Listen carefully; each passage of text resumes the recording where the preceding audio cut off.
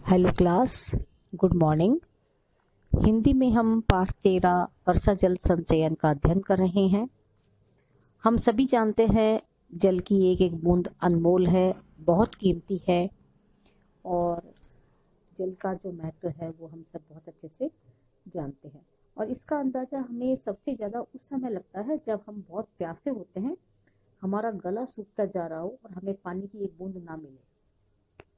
तो यानी कि हम सब जल का महत्व जानने के बाद भी जल का इतना दुरुपयोग करते हैं, जल को इतना व्यर्थ गंवाते हैं। और जल को व्यर्थ गंवाना और जल का संरक्षण नहीं करना, उसी कारण पूरे विश्व में जल का संकट एक विकट समस्या के रूप में खड़ा हुआ है। आज हम इसके प्रश्नोत्तर करेंगे। तो प्रश्न एक हमारा यही बात पूछ रहा है कि आज संपूर्ण विश्व में मतलब पूरे विश्व में जल की समस्या विकट समस्या के रूप में क्यों धारण हो रही है, विकट समस्या का रूप धारण क्यों कर रही है। उत्तर लिखेंगे हम। विश्व में जनसंख्या बढ़ने के साथ साथ भी देखो, अब जनसंख्या बढ़ रही है लेकिन पानी हमारे पास उतना ही है और वो भी हम व्यर्थ खर्च कर रहे हैं। जैसे अब पहले इसका उत्तर बताती हूँ। विश्व में जनसंख्या बढ़ने के साथ साथ जल की खपत बढ़ रही है।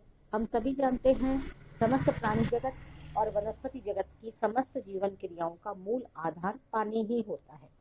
एक बार हम खाना दिन में एक बार खाते हैं, 2 बार खाते हैं, है ना, लेकिन पानी पता नहीं दिन में कितनी बार पीते हैं। और हम सबका जीवन का आधार, प्रमुख आधार पानी है और पेयजल की मात्रा सीमित है। इसलिए आज विश्व में जल का संकट एक विकट समस्या बना हुआ। अब जैसे अगर आपकी मम्मी, आप घर में 4 जने हो, 4 जनों के लिए 2 मटका पानी भरती है, ठीक है। अब 2 मटका पानी भरती है, अगर आपके घर में 10 मेहमान आ जाते हैं तो वो 2 मटकों से काम नहीं चलेगा, तो मम्मी को एक्स्ट्रा पानी भरना पड़ता है, ठीक है। 2 मटका तो आप लोगों के लिए, 2 घड़े तो आप लोगों के लिए भरे भरे जाते हैं। अगर मेंबर बढ़ेंगे, मेहमान आएंगे, 10 मेहमान आएंगे, तो उनके लिए हमें अलग से टैंकर पानी भरना पड़ेगा। वही बात है, जनसंख्या तो बढ़ती जा रही है लेकिन पानी की जो है मात्रा वो हमारे पास सीमित है और ऊपर से हम उसे खर्च भी बहुत आंख बंद करके खर्च कर रहे हैं, है ना। तो इसलिए जल एक विकट समस्या रूप धारण करती जा रही है।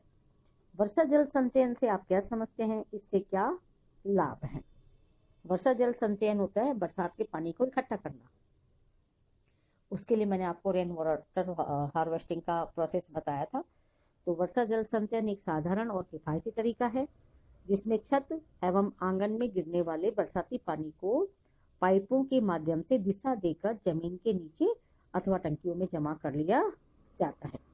भाई छत के ऊपर से जो पानी गिर रहा है, आंगन में गिर रहा है, वो बाद में। पहले छत पे से जो गिर रहा है उसको पाइप से जो डायरेक्शन देनी है, जहाँ लेके जाना है पानी, उस डायरेक्शन में ले जाके या तो नीचे, जमीन के नीचे, या फिर टंकियाँ, कैसी भी टंकी, जमीन के नीचे भी टैंकर बना सकते हैं, वैसी टंकियाँ उनमें जमा कर लेते हैं, है ना। सारा पानी आ जाता है, आंगन का पानी भी और छत का भी पानी। फिर संग्रहित पानी लंबे समय तक सतह के नीचे पानी के भंडार को बढ़ाकर पानी की समस्या का समाधान करता है। अब है हमारा तीसरा, राष्ट्रीय पेयजल मिशन क्या है। तो आपको मैं बताऊं, सन 1986 में 86 में भारत सरकार ने पेयजल, पीने के जल की आपूर्ति के लिए राजीव गांधी राष्ट्रीय पेयजल मिशन बनाया था। 1986 में भारत सरकार ने पेयजल की आपूर्ति के लिए राजीव गांधी राष्ट्रीय पेयजल मिशन बनाया था। उसी को सन 1991 में इसका नाम बदल करके राष्ट्रीय पेयजल मिशन कर दिया गया है। वही उसका नाम बदल करके क्या कर दिया, राजीव गांधी राष्ट्रीय पेयजल मिशन का नाम बदल करके राष्ट्रीय पेयजल मिशन उसका नाम कर दिया है। अब हमारा नेक्स्ट जो प्रश्न है वो प्रश्न 4 बोलते हैं कि वर्षा जल संचयन की परिकल्पना को सार्थक बनाने के लिए किन वस्तुओं की आवश्यकता होती है। यानी कि वर्षा जल संचयन के लिए हमें कौन कौन सी चीजों की जरूरत पड़ेगी और उनके क्या क्या काम है।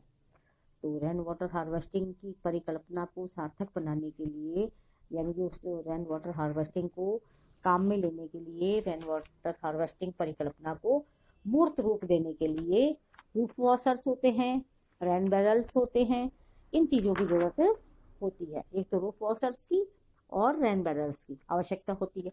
और आजकल तो विदेशों से ऐसे ऐसे रूफ वॉशर्स आ गए हैं जिनका काम पहली बरसात, अभी अभी थोड़ी देर पहले मैंने बताया कि पहली बरसात का जल बहुत दूषित होता है, उसको नहाने से त्वचा संबंधी हमारे रोग हो सकते हैं। लेकिन जो नए वाले रूफ वॉशर्स आ रहे हैं विदेशों से, उनका काम पहली बरसात के पानी को भी, एक विशेष टंकी होती है जिसको कहते हैं सिस्टर्न, एक स्पेशल टाइप की टंकी बनाई है उसमें, उसको कहते हैं सिस्टर्न, उसमें भर जाता है। और जब भर जाता है तो पूरी, जब सिस्टर्न पूरा भर जाता है तो अपने आप टंकी बंद हो जाती है, अपने आप टंकी बंद हो जाएगी और वो अपने आप ही पानी को शुद्ध करके मृदु जल बना करके रेन बैरल में जमा होता चला जाता है। तो इस तरह से हमारे पास में जो वर्षा जल संचयन का जो प्रोसेस है, उसके लिए हमें तीन चीजें, रूफ वॉशर्स, रेन बैरल्स और सिस्टर्न, तीन चीजों की जरूरत होती है। और पाइप वगैरह तो अलग चीज हो जाती है, ठीक है, टंकी अलग हो जाती है। पांचवा, हमारे देश के कौन से प्रांत में इस परिकल्पना को अपनाने से भरपूर सफलता मिली है? अब मैं आपको बताऊं, मैंने बताया था कर्नाटक। कर्नाटक में एक जगह है कम्मन हेली, है ना। कर्नाटक में क्या हुआ था कि, पहले आंसर बता देती हूँ। हमारे देश के कर्नाटक प्रांत के कम्मन हेली के सेना विहार में इस परिकल्पना को अपनाने से भरपूर सफलता मिली है। हुआ क्या था, अब वहां के लोगों ने क्यों अपनाया? वहां के लोगों ने, जब और लोग तो नहीं अपना रहे कि यार क्या करना है, बह रहा है पानी, बहने दो ना, बरसात जब गिरेगी तो पानी बहेगा ना, है ना। उन लोगों ने क्यों अपनाया? क्या हुआ कि कर्नाटक की कम्मन हैली में सेना विहार में लगातार 5 दिनों तक जल की आपूर्ति नहीं हुई थी। 5 दिन तक पानी नहीं आया नलों में। आप सोचो, जब एक टाइम अपने यहाँ पानी नहीं आता ना, आपस में लोग पूछते हैं आपके नल पानी आ गया, पानी आ गया, नल नहीं आया क्या? एक दिन में हमारी ये हालत हो जाती है।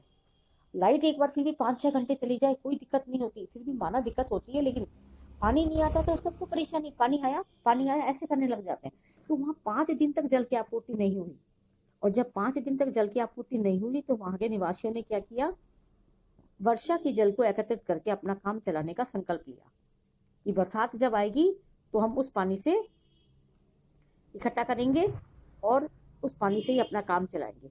उन लोगों ने मिलकर के क्या किया, सेना विहार के सारे फ्लैट, जितने भी फ्लैट थे, और 71 घरों को अपनी योजना में शामिल कर लिया। सब एक हो गए कि ऐसा कभी भी हो सकता है, अभी 5 दिन पानी नहीं आया, आगे फिर नहीं आया तो हम क्या करेंगे, अब जब बरसात आएगी सारा पानी हमें स्टोर करके रखना है। किसके द्वारा? रेन वाटर हार्वेस्टिंग के द्वारा।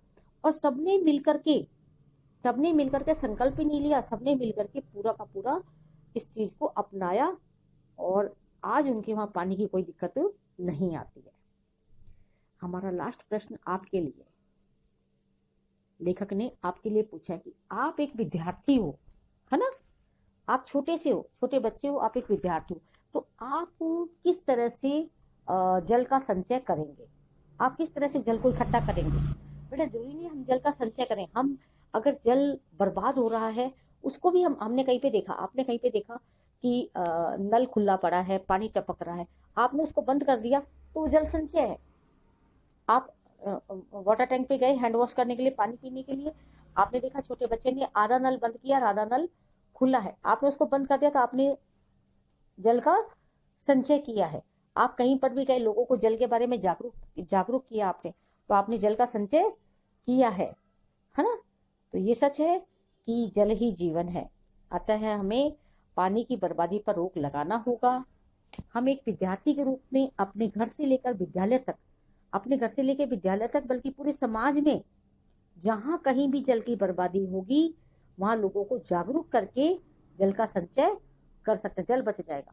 आपने लोगों को जागरूक किया कि ये देखो नल आपने खुला छोड़ दिया है, इससे पानी बर्बाद हो रहा है, हमारे पैसे की भी बर्बादी हो रही है और पानी भी बर्बाद हो रहा है ना।